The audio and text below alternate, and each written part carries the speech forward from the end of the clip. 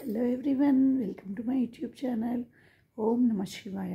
ముందుగా నా గురువు అయిన మా అమ్మమ్మ శ్రీమతి నాగదాసిని మాతాజీ గారు, ఆమె గురువైన నిర్విశేష శివానందగిరి స్వామి, మాకు ఆది గురువైన మలయాళ స్వామి పాదాలకు శతకోటి వందనాలు. అలాగే నన్ను పెంచి పెద్ద చేసి పెళ్లి చేసిన మా పిన్ని బాబాయ్ వాళ్ళకి కాళ్ళకి శతకోటి వందనాలు.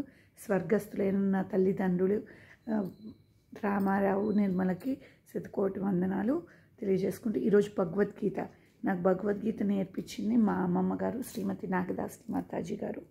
ఆమె పాదాలకు శతకోటి వందనాలు చేసుకుంటూ ఈరోజు మనం వీడియోలో భగవద్గీత గురించి తెలుసుకుందాం. హిందూ పురాణంలో ఒక భాగమైన ఒక పవిత్ర గ్రంథమే ఇది శ్రీమద్ భగవద్గీత.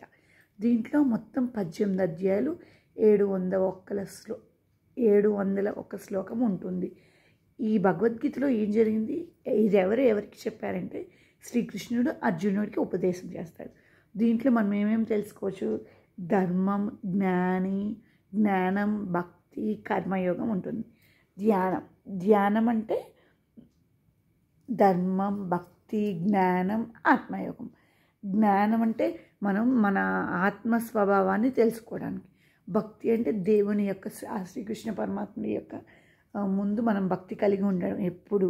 అలాగే కర్మయోగం అంటే ఏముంది, పని చేయి ఫలితం ఆశించకు. భగవద్గీత మొత్తం మనకి ఇదే ఉంటుంది. మన సంసారం గురించి, మనం వేరే వాళ్ళతో చేసేదాన్ని, అసలు భగవద్గీత మొత్తం మన ప్రాబ్లమ్స్కి అన్నిటికీ సొల్యూషన్స్ భగవద్గీతలో దొరుకుతుంది. అలాంటి ఒక పవిత్రమైన గ్రంథం గురించి ఈరోజు జయంతి, దాని గురించి చెప్పడం నాకు చాలా మంచిగా ఉంది. హిందూ పురాణాలు ఒక పవిత్రమైన గ్రంథమే ఈ భగవద్గీత. మనకి ఋగ్వేదము, సామవేదం, యజుర్వేణ వేదం, అథర్వణ వేదం ఎట్లానో అలాగే ఈ వేదాలతో కూడి పంచమ వేదంగా పేరు ప్రఖ్యాతులు గాంచిపెట్టుకున్నదే ఈ భగవద్గీత. భగవద్గీత ఎవరెవరికి బోధించారంటే శ్రీకృష్ణుడు అర్జునుడికి బోధించాడు. ఎలాంటి సమయాల్లో, యుద్ధ రణరంగ సమయంలో అర్జునుడికి శ్రీకృష్ణుడు బోధిస్తాడు.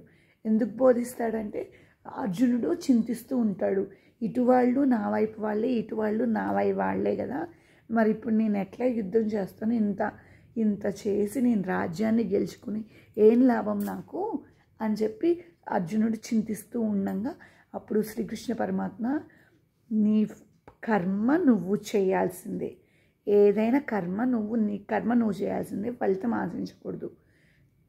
ఇప్పటి వరకు నువ్వు ఎన్నో యాగాలు, ఎన్నో యుద్ధాలు చేసావు, ఇప్పటి వరకు నీ వాళ్ళని నీకు తెలియలేదా?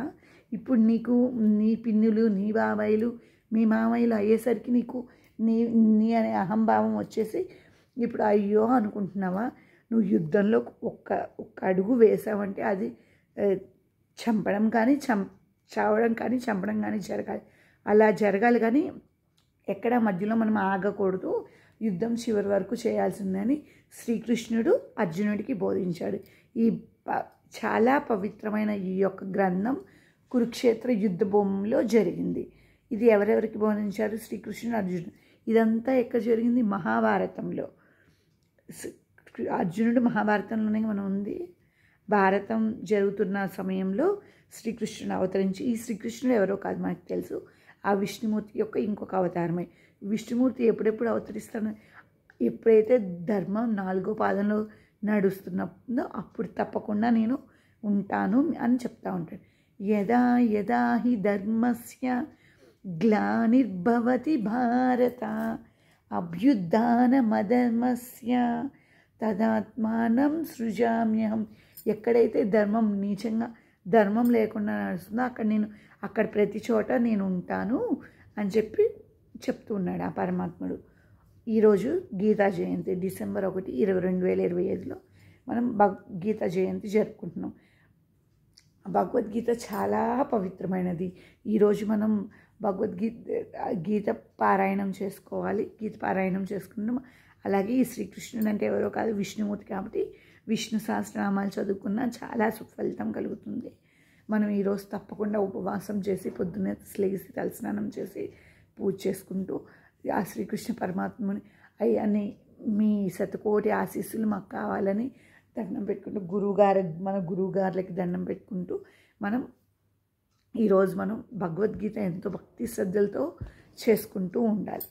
Thank you. చివరిగా ఒక్క కామెంట్ చేయండి, ఓం శ్రీకృష్ణాయ నమః అని కామెంట్ చేయండి.